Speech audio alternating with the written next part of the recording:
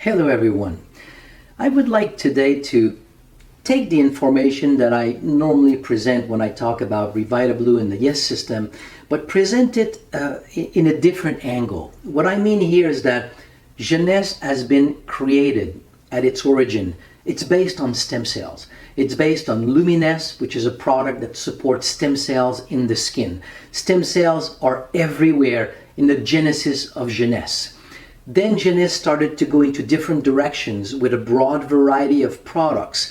And the message that I believe is oftentimes lost or not really put forth, which to me is impressive, is that while other products were being developed, many of these products go back to the source and support various aspects of stem cell function in the body. So I would like to talk about some of the products here in the jeunesse product line under this umbrella of stem cell function. Because when we talk about stem cells, and we won't have the time to go in this research, but I think it's interesting. When we look at, for example, the effect of things that we know are good for health, exercise, antioxidants, a diet full of vegetables and colored vegetables that are bringing all these pigments that we find in vegetables, good sleep, all of these things, we know that it's good for health. Well, if we look at stem cells, we see that they all support stem cell function. If you look at things that we know are not good, for example, stress, we know that stress is the source or has been associated at least to the development of many different kinds of health problems. Smoking, cigarette smoking, we know is not good for health. Alcohol, we know is not very good for health. Long-term consumption of alcohol. Well, these three elements studied on stem cells, they suppress the ability of stem cells to do their job properly in the body. We know fasting is good for health for many reasons, but we have discovered that one thing that fasting does is that it triggers the release of stem cells from the bone marrow. So more we do research on positive aspects of our lifestyles, aspects of our lifestyle that leads to benefits, or aspects of our lifestyles that do not lead to benefits, that are detrimental to health, we discover that they both have either a positive effect on stem cells or a negative effect on stem cells. So it's really pointing to something that I have seen for a number of years that I find fascinating. Stem cells really appear to be at the core of human health. It does not eliminate other things that we know about health. Antioxidants are good not just because of their effect on stem cells. Fasting, eating vegetables, it's not just about stem cells, but at the same time, they're all having an effect on stem cells. So stem cells seems to be this core of human health. So I would like to dive into this aspect of human health and see how the different products in the jeunesse product line all support in one way or another stem cell function in the body. So first, what about stem cells? Stem cells, you have all heard about stem cells in the media. The reason why there's such an interest in stem cells is because there's a general recognition of their enormous regenerative power. For that reason, stem cells not only are studied worldwide, but they're considered to be the future of medicine. In my view, it's the future of medicine available today. But if you go right now in the library of the NIH and you just do a search with stem cells, you will see almost 400,000 studies that have been published. Probably half of those is over the past 5 years. It is one of the most prolific field of medical research. So it is something that is really worth talking about and understanding at least its general effect and its general importance in health. So let's first talk about what are stem cells in the body. Stem cells are your repair system, meaning that any time in your life when something was broken or not working properly in your body, it is the role of your stem cells to go in that area and repair the tissue. I call it the repair system because just like your immune system, I can compare it to other systems, but probably the one that it compares the best with is your immune system. Your immune system is a specific tissue called lymphoid tissue, like your thymus gland, lymph nodes, Peyer's patch in the gut. I won't go into too many details, but they're called lymphoid tissues. They contain specific types of immune cells, B cells, T cells, macrophages, and these cells together have an activity that is very, very, very closely coordinated to basically attract immune cells to a site of an infection, stimulate immune cells to kill the invader, which is either a bacteria or a virus. So this is your immune system. Tissues, specific cells, coordinated in a specific way for one specific action that is going to maintain the health of the overall organism. So what do we have with stem cells? We have the bone marrow, a specific tissue that releases a specific cell, your stem cells, that will go through a very coordinated process. These stem cells will migrate to a site of an injury or to a site where there's damage to a tissue, and stem cells will then participate in the process of tissue repair, allowing that tissue to resume its integrity, to basically function normally in order to support the health of the overall organism. And so in that way, it is truly a new system of the body. So I call it the repair system or the renewal system. In all of these functions that stem cells are playing in the body, the most important one is the number of stem cells in circulation. I'll come back to that through a few examples, but essentially more stem cells in circulation means that more stem cells are available to participate to the process of tissue repair. So in this process of tissue repair, stem cells play essentially two roles, and I will look at them separately. The first is tissue repair. The other one is tissue renewal, meaning repair. You repair what's broken, but the whole field of stem cell research has discovered along the way that even when there's nothing is broken, stem cells play another role in the background to a lesser extent. It's more like a silent work, if you want. You don't really see it. It's that stem cells replace the cells that are being lost. Every day we lose cells. Every day we need to replace the cells that are being lost if we want to maintain our health. So that is tissue renewal. So I will look at them separately. Let's start with tissue repair.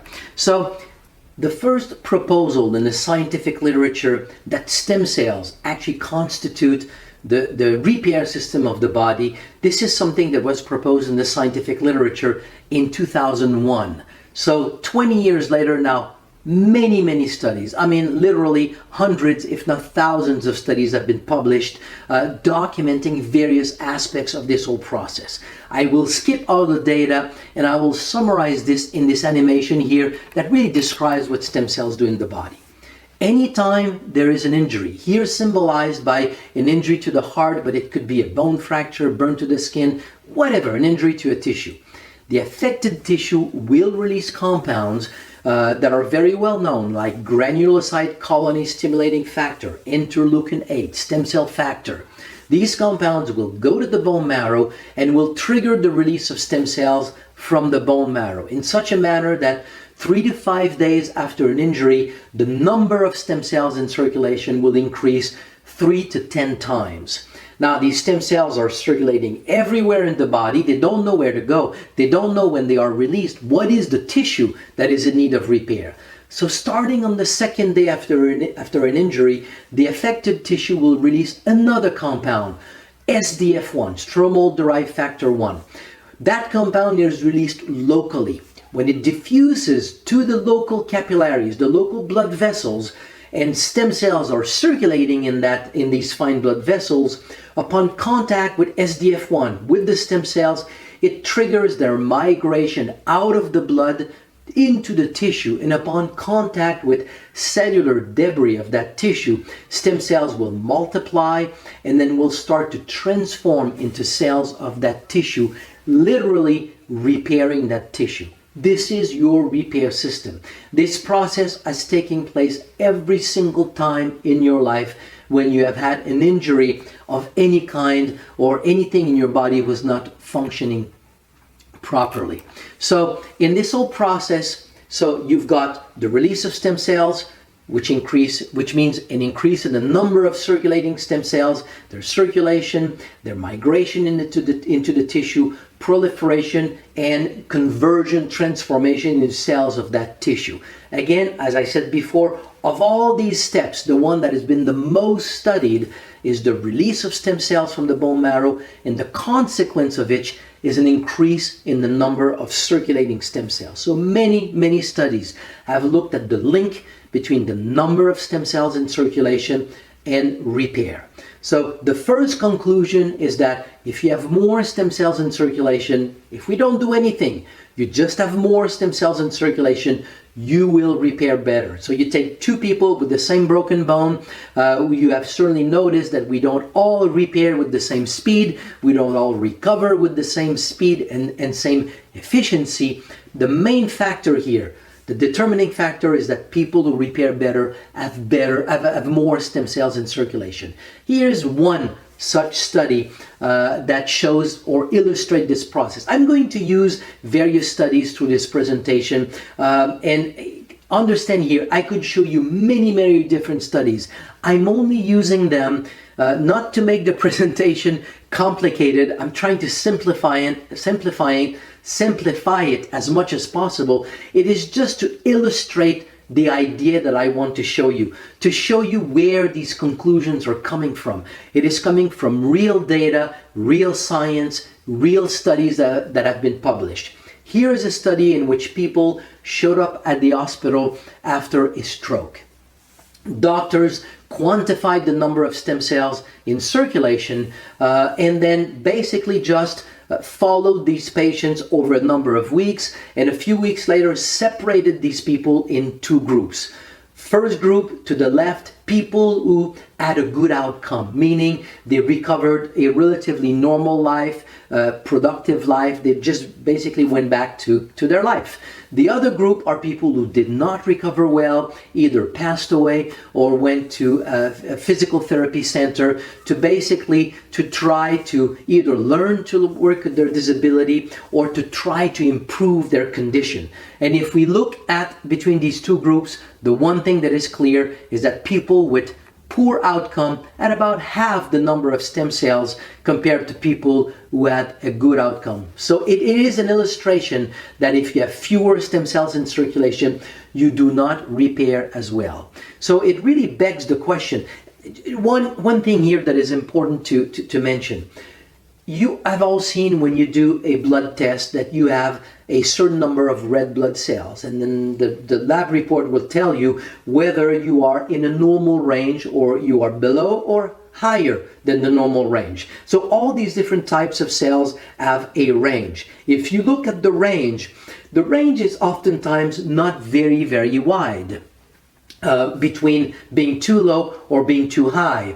With stem cells here, these values have not been determined yet. We don't know what is an average number of stem cells. I can tell you from the work that we have done and what we find in the scientific literature, we have quantified in people's blood levels as low as 0.05 stem cells per microliter and as high as 5 stem cells per microliter. So you can see here a range of up to 100-fold. The range can be very vast. We have seen about 2.5 stem cells per microliter as an average. But you can see here the wide range in population. So what I'm saying here is that people who are at the lower end of that range are the people who will not repair as well as people who are in the upper range of the number of stem cells. So now that we have established that people with fewer stem cells don't repair as well, it begs the question, in anybody who have an injury or the people that have fewer stem cells in circulation, if we have a means of putting more stem cells in circulation, can we enhance the ability of the body to repair? The answer is yes. And let me show you these studies. I could have chosen here many studies touching various aspects of human health or various tissues in the body. And I want to be clear here. I am not saying that any one of the Jeunesse product will do what we're describing here. All I'm trying to show you here is I'm taking studies from the scientific literature to illustrate those concepts about how your body works. Unfortunately, very few studies in the scientific literature study health.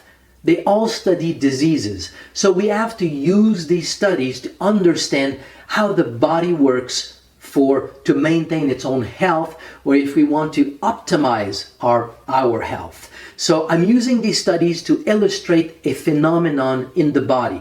I do not want to say here that any of the Jeunesse products will support or help get rid of these problems in the body. So here's an example with regard to the heart. It is just an example, an illustration. I could have used studies touching the lung, the pancreas, the brain, the skin, the bones, many different aspects of human health. Here is with the heart. It is a study that has been done, and I chose it too because it's a study that comes from the National Institute of Health. So it is a very credible study in which scientists stop the blood flow to the heart through a knot that they do to the coronary artery. It triggers a heart attack. Then they let the animal recover. They separate the animals in two groups. One group was a control group. The other group was the group in which they triggered stem cell mobilization, which means the release of the animal's own stem cells during 8 to 10 days. So the only difference between the two groups, the experimental group that had stem cell mobilization just had more stem cells, substantially more stem cells in circulation during 8 to 10 days. When they looked at the animals about a month later in the control group, we can see severe scar tissue in the ventricular wall, no new blood vessels, 17% survival, and poor cardiovascular health.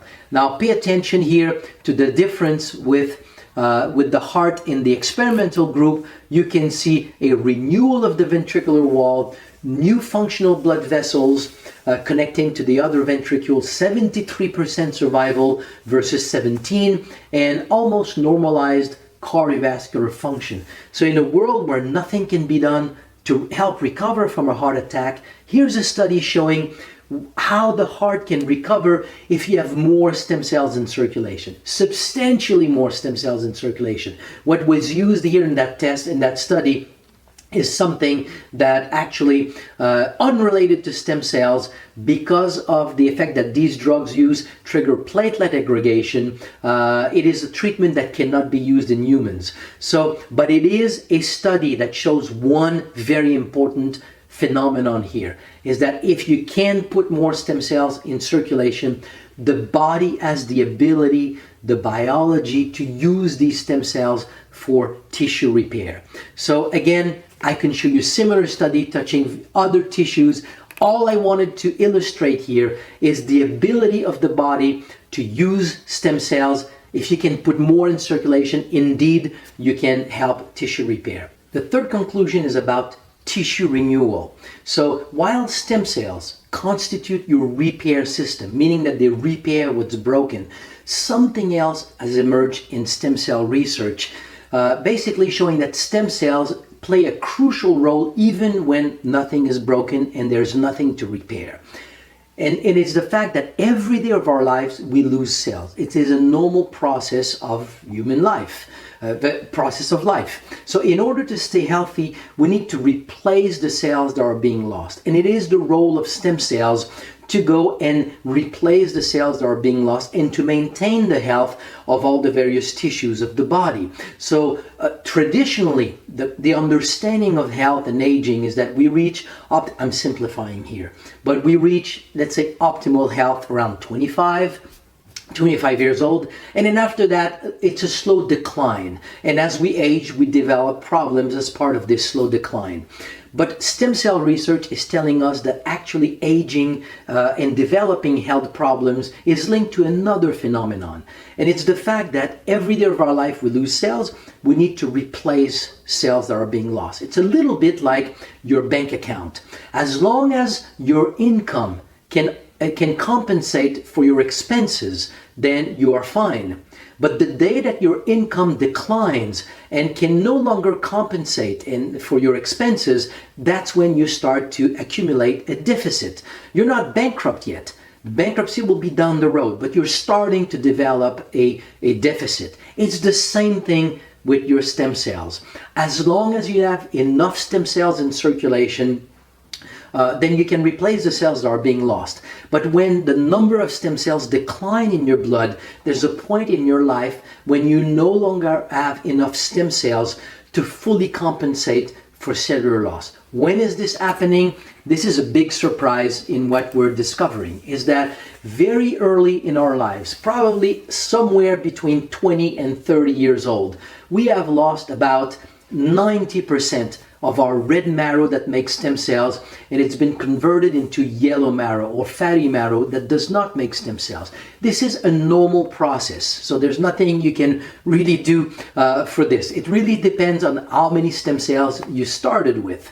If we actually look at the number of stem cells, what it means in terms of number of stem cells, you have lost more than 90% of your original stem cells when you reach about 30 years of age. So somewhere in that time frame, between 30 to 40, probably closer to 30, you start to no longer have enough stem cells to compensate for cellular loss. And as we all know very well, that's about the time when we start to experience that we do not repair as well as before. You know, when we were kids, 5, 10, even teenagers, you have an injury, you repair super fast. But past 30 years old, we start to realize we don't repair as well as before. You have athletes, professional athletes, whose careers sometimes when they get into their 30s, they're considered to be seniors, like old people in their sports. It's not because they cannot perform. It's just because when they have an injury, they can no longer repair like they used to.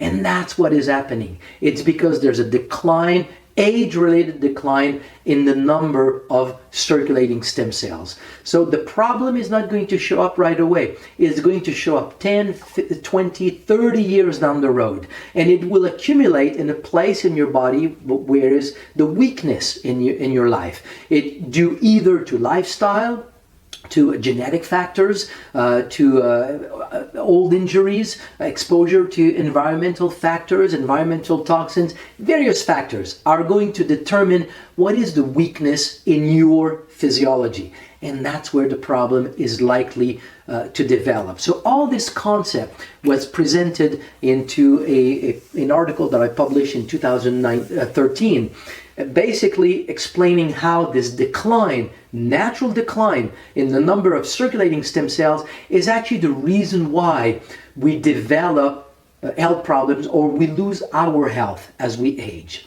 So, and in this paper, I was suggesting that one way to document if this is true, one way to determine if this is true would be simply to go and count the number of stem cells in the bloodstream of people who have developed various kinds of age-related problems and compare that with the number of stem cells in a healthy person of the same age. But by now, many of these studies have been done, so we can look at some of them. Don't look at diseases here. Again, in science, in medical science, we study diseases. We don't study health. So the only way to study the link between the number of stem cells in circulation and our ability to stay healthy is to study what happens when you don't stay healthy. But at the end, the conclusion is really all about health. It is not about disease formation.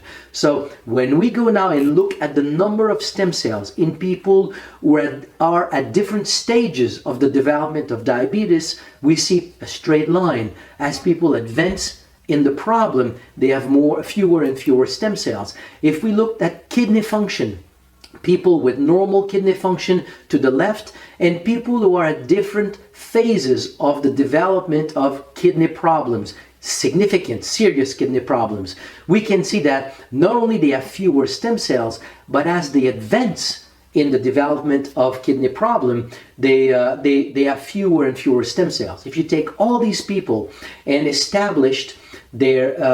do a graph between number of stem cells and kidney function, we can see a direct relationship. Fewer stem cells in circulation means lower kidney function. We have a similar relationship here with erectile function. To the right, people who have complained of poor erectile function, and to the left, control individuals. If we look at the average number of stem cells in circulation, we can see that people who complained of poor erectile function have on average about half the number of stem cells compared to healthy people. If you take all these individuals and you determine the International Index of Erectile Function, and you make a graph between erectile function and number of stem cells, again, you see a straight line. There's a direct line between erectile function and vascular health. So what is the main parameter for vascular health? Because there's also a link between stem cells and vascular health. And if you look at people who have developed high blood pressure, they have on average about half the number of stem cells compared to healthy people. The same thing here with problems of the digestive system. Same thing with problems with the brain. Same thing with problems with the lung. Same thing with joint problem. So there are many, many more studies like these. I just took a few to illustrate the only conclusion from this. Now, forget all the diseases. That's not what's relevant. What is really relevant to understand is that if you happen to have fewer stem cells in circulation and past age 30, we all at some point fall in that class, then you start to lose your health because of that deficit in cellular loss that is slowly accumulating in your body. And the only way to offset that cellular loss is simply to put more stem cells in circulation to enhance this absolutely natural ability to renew and maintain tissues. So the conclusion here is that more stem cells in circulation and better stem cell function means that you are more capable to support tissue repair and tissue renewal, which in turn is going to help the body reach and maintain optimal health. So now let's look at Genesis product.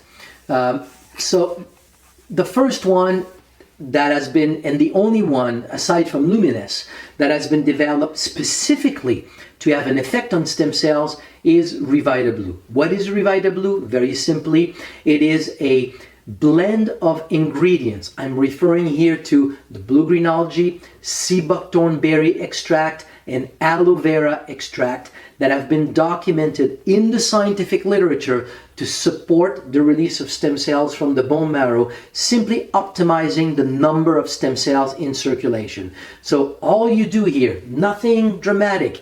Every day that you take RevitaBlū, you simply help support the number of stem cells in circulation, and your body is designed naturally. This is your body. That's how it works. It will use these stem cells to help repair and support optimal health. The product doesn't do a whole lot in your body, just support the release of stem cells.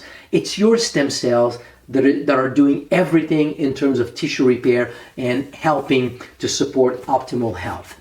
Another key ingredient that supports stem cell function, it was not developed for this, but it's reserve. How does reserve support stem cell function? In two main ways. Number one, when stem cells are released from the bone marrow and they are in the circulation, there are a few things that can reduce their ability to identify what are the tissues that are in need of repair and to be able to migrate in these tissues. One of them is systemic oxidative stress. So if you can take antioxidants that are going to reduce oxidative stress, you will support the ability of stem cells to do their job of repair in the body. It's really that simple. So one of the things that Reserve does is that it contains a broad family of polyphenols coming from berry extracts, and one in specific, resveratrol, that are going to reduce systemic oxidative stress, free radicals,